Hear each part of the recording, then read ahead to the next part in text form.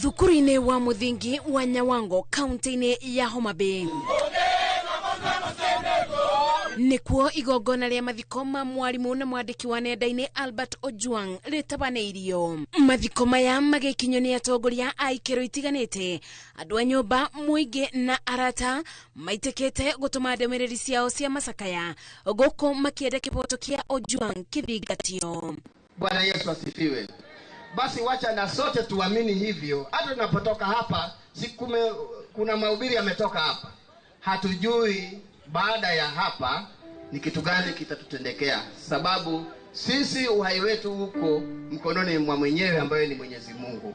Nimemwachilia kwa amani, kijana wangu alale kwa amani.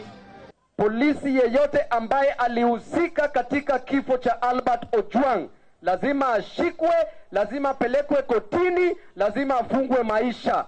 Ojwang ule wakwire ari moko-ini ma maobitha a borithi mweri mubituku ateti moete mweke uyu kuga ona kuri na thirikari nyadanduku no nginya maruirire iboto cia andu. We stand for justice whether we are in government or out of government. Into government, us as Luos, justice is in our DNA.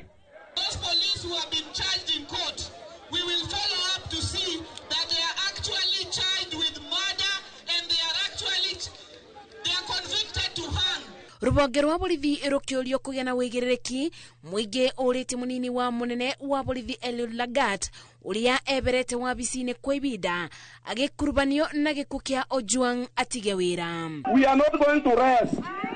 What you saw in Nairobi, we are not going to rest until justice is done.